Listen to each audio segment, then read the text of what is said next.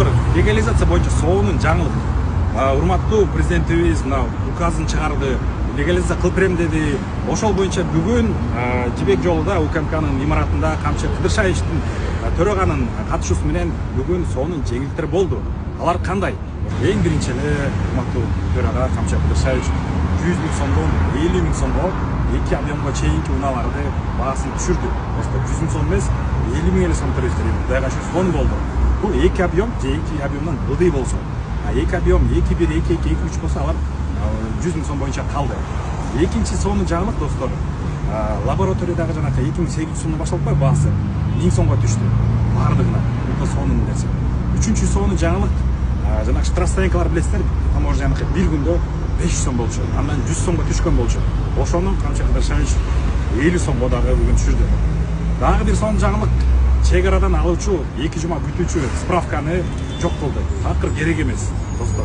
Вообще сонун болду. Штрафстоянка жаткан унаалар боюнча дагы катуу сөз болду.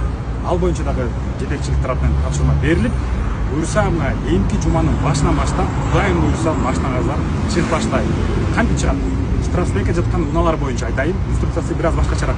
Көчөдө жүргөн, үйүңүздө турган унаалардыкы башкачараак. Штрафстоянка жаткан унааларга штрафстоянкага лаборатория барат, выездной. Буюрса аны маалыматка беребиз, жүктөйбүз. Ошол күнү келип калыңыздар, лабораториядан өтөт.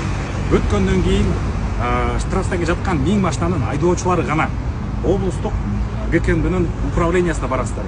Лабораториянын кагазын алып алып, заранее акчасын төлөп алып, акчаны каяка төлөйбүз десеңер, аны дагы чыгарабыз буюрса счетту. Банктан которосуна же банктан которосуна барасыз. Баргандан кийин ал жактан сиздерге ошо арызды толтуруп, чекти көрсөтөсүздөр. Тергөөчү жазып берет. Унаңызды штрафстоянкадан чыгарып кетсеңиз болот деп ошо кагазды алып алып, анан кийин стоянкадан машинаңызды чыгарып, түз эле унага барасыздагы жанакы кагаз көрсөтөсүз дагы бүттү. Кыргыз номерин аласыз. Эми штрафстоянкадагы эмес, ол үйүңүздө жаткан уна, айдап жүргөн унаңыздар кандай оформление болот? Алардыкы башкача болот бир аз. Алар биринчи лабораторияга барасыздар. Лабораторияга баргандан кийин тоже 1000 сом төлөйсүздөр. Анан дароо унага барасыздар. Унаа сизге счет берет. Эгерде унагыз эки объем же андан аз болсо 50 000 сом төлөйсүз. Эгерде эки объемдон көбүрөөк болсо, анда 100 000 сом төлөйсүз. Бүттү. Ошентип машинаңыз кыргыз номерин алып калат. Элдин үнүн уккан биздин урматтуу президентибизге, урматтуу генералыбыз Камчы Кыдыршаевичке жана бардык жетекчилерге ушул ишке салым кошуп аткан терең ыраазычылык айтабыз достор. Ушул маалымат менен бөлүшүңүздөр, жеткизиңиздер. Ошондой эле бүгүн унаа транспорт каражаттарын каттоо мекемеси колл-центр чыгарат.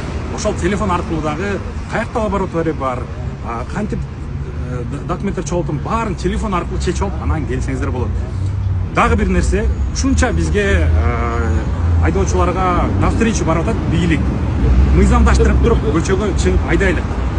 Азыркы күндө лабораторияга барганга, УКМКга барганга, унага барганга үчүн эле уруксат берилет машинаңызды айдап чыкканга. Бирок таксовать этип, бир жака чыгып, сейилдеп, ойноп, жөнүр айдап жүргөнгө уруксат эмес. Көчөдөн гайлер көрсө, сөзсүз токтотуп дагы тийиштүү документтериңизди текшерет. Эгерде колуңузда жанакы справкалар чогулуп жүргөн документтериңиз жок болуп калса, акчаңыз жок болуп калса, көрсөтө турган.